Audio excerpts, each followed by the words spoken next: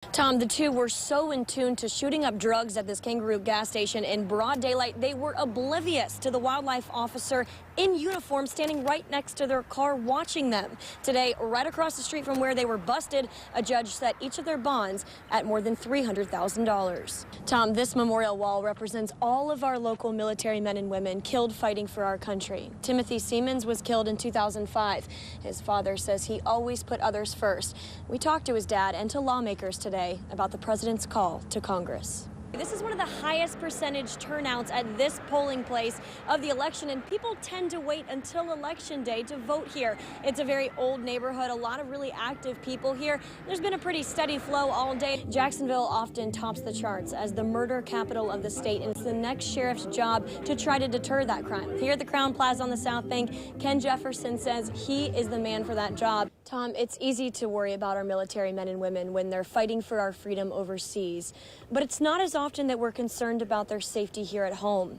This is a good reminder of the reality of the dangers that they face in the battlefield and in training. The sun just came up a few minutes ago, and for the first time we can clearly see the sound since they started searching about 36 hours ago. This is the Santa Rosa Sound where the Black Hawk went down. This is about where the two sharks were, and about knee deep to shin deep of water right on the south end of the Jacksonville Beach fishing pier. This is Topaz, the Siberian tiger. She has a cancerous tumor on her toe. They've sedated her and are about to put her through radiation in hopes of prolonging her life. Authorities have recovered 2 more bodies from the rubble of a burned mansion in Annapolis, Maryland. The 16,000 square foot waterfront mansion burned to the ground early Monday morning. Look at those flames. So far, a total of 4 bodies have been found. It's believed there were 6 people inside the house. Officials believe tech mogul Don Pyle, his wife Sandy, and their 4 grandchildren were in the home at the time. Twin 9-year-old boys in New Hampshire are now safely back in the care of their parents. Police say the brothers were left home alone for days at a time over 4 months. Now it's made almost $10,000 for charity. Last week, the Pinellas County Sheriff's Office discovered this on its new $500 rug. Instead of it saying, "In God We Trust," it read, "In Dog We Trust." The sheriff decided to turn the mistake into something positive.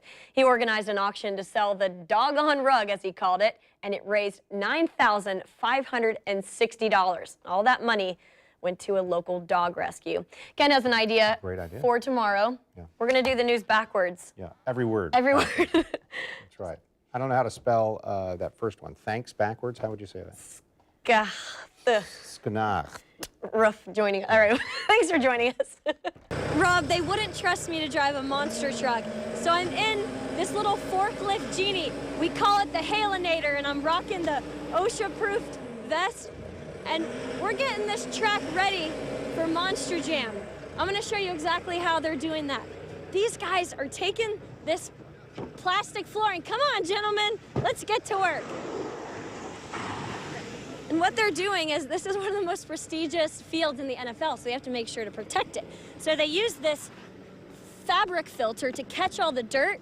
Then they put this on there. Good job, guys, to help protect it. Then tonight at about 9 o'clock, they're gonna bring in like 9 inches of dirt, and that's when they're gonna create the bumps and the jumps. And to tell us all about that is the dirt director, Craig Leifer. Thank you so much for being with us. Are you excited? I'm way over the top excited. I can tell. Okay, tell me, how much dirt are we talking about here? We're talking about 350 loads of dirt, truckloads coming in here, about 8,000 tons of dirt coming in for the stadium. That is a lot of Out dirt. of control. All right, you're here all the time, traveling around the country at these Monster Jam shows. Talk to me about what people can expect from these crazy drivers. These guys are out of control this year. I think we have 16 trucks this week. These guys are jumping 30, 35 feet in the air with these monster trucks. 1,500 horsepower. Sorry about that. 1,500 horsepower in each truck. It's out of control. When you can feel the actual compression of the motors hitting you in the chest and the stands, it's crazy. out of control. We are looking forward to it. You can watch the famous backflip. It's all happening right here at Everbank Field starting on Saturday at 1:30 for the pit party. That goes until 5, and that's included in your price for the ticket. The gates open at about 5 o'clock, and then the show starts at 7. In Jacksonville, we like to procrastinate. This is a show that will likely sell out, especially with these new stadium upgrades, because we have a lot fewer seats now. So get your tickets, $10 all the way to $125, and it is worth it to watch The Gravedigger, Son of a Gravedigger, Dalmatian, and El Toro Loco. It's all happening at Everbank Field on Saturday. Reporting live, Hailey Winslow, Channel 4, the local station. This dense fog is what made their search so difficult. This is the bridge right behind me, which you can barely see. And on a clear day, you'd be able to see to the other side of the Sound. The Coast Guard boats had to go so slowly they could barely see right in front of them. And they didn't want to run into each other or into any debris, basically having to search for these military men in the blind. In the heart of Navarre, an American flag flies at half-staff.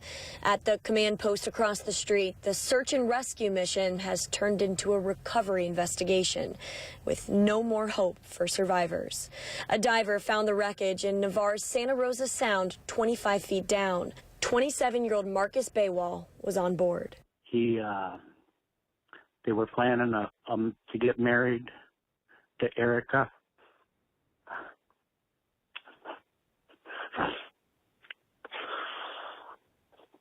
This October. So he loved the Marine Corps. Originally from Michigan, Baywall was part of the Special Forces, stationed in Camp Lejeune, North Carolina. He fought in Iraq and Afghanistan. His Uncle John says his family was so proud of him. You couldn't ask for a better son. And he liked helping people. And that's what the Marines are about. Fighting for people that can't fight. Hours after the Black Hawk helicopter went down, the Marine's dad received a call from the military that his son was missing. The Marines said they were coming over, and they had a chaplain. People from all over the country offered to help in any way they could to try to bring home 11 men who sacrificed their lives to better ours. Our thoughts and prayers go out to Louisiana Air National Guard, U.S. Marine Corps, Marine Special Operations Command, the units, family and friends of all involved in this tragic event. A salvage unit out of Mobile, Alabama is expected to arrive here at some point this evening. They're going to remove the helicopter from the bottom of the Sound tomorrow. Reporting in Navarre, Hailey Winslow, Channel 4, the local station. Mary, quite the contrary to the famous Jaws scene where everybody's running out of the ocean, getting to the beach as fast as they can. They were all running to the sharks in the ocean with their camera to snap a picture. In water about shin deep, a shark slashes its tail back and forth. Then, at about the same time, a fisherman on the pier caught this one of similar size and threw it back. The shark set everyone in the ocean and sand into a frenzy.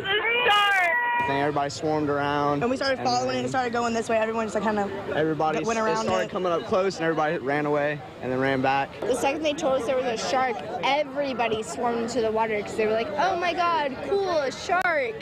So everybody got in, but the shark just swam into the ocean. It was awesome. This is about where the two sharks were. We're told they were about 6-foot bull sharks. It was quite a spectacle for everybody on the beach on their first day of spring break. And for many spring breakers, it was their first close encounter with a fin, and they were not about to pass it up. There was somebody trying to tell us to get out, but everybody was like, no, I'm going in, we're going in. And just everybody came to that one spot, even trying to touch a shark, you know? So it was crazy. A bunch of people from the beach headed for the fin. I stayed a little bit back, but it was cool to see like the fin so close to us. Like it was interesting. Off our beaches, 2 people were bitten by sharks last year and 3 the year before. We've seen about the same trend since 2010.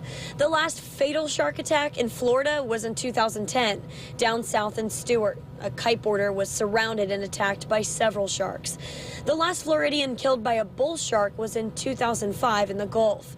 A New Jersey teen was attacked by a bull shark 2 years ago. But these 2 didn't hurt anyone. They just said hello and swam back out to sea, leaving spring breakers with a fishtail too documented to make up. It was really cool. That was pretty cool. I always wanted to see a shark over by the pier. I hear about them, so I I've wanted been to see in it. 18 years and I ain't never seen one, so. That's what I'm saying. Yeah, it was really cool. I liked it. Lifeguards rescued about a half a dozen people from the ocean today because of rip currents. So if you plan on coming out here tomorrow, and it is going to be beautiful, make sure you're very careful out there in the ocean. Reporting live from the Jacksonville Beach Fishing Pier, Hailey Winslow, Channel 4, the local station. Tom, it's easy to worry about our military men and women when they're fighting for our freedom overseas, but it's not as often that we're concerned about their safety here at home. This is a good reminder of the reality of the dangers that they face in the battlefield and in training. At the Navarre Beach Pier, community members held candles close and prayed for those missing military men.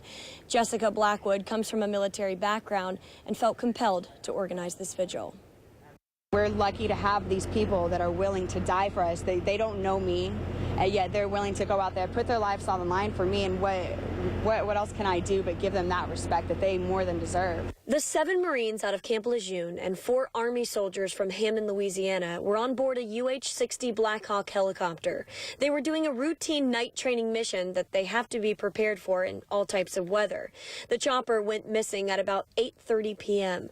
Hours later, debris washed ashore both sides of the Sound. Rescuers believe the helicopter went down in Santa Rosa Sound, which you can see why this fog is posing such a big problem for their search efforts. The Sound sits between Santa Rosa Island and the mainland of Navarre. They're searching about 6 to 8 miles of the Sound, which fluctuates between about 2 and 40 feet deep. I know our guys for search and rescue are highly trained to do that job and do that job well. The air crews and the members on board were highly trained air crew members. I know that everybody's doing everything they can right now. Federal, state, and local agencies are deploying resources to assist in the search until the mission is complete. We are right in the middle of 2 major military installations, and we're bordered left and right, and also to the north we have Whiting Field. There's a lot of military in this area, so we all take this very seriously.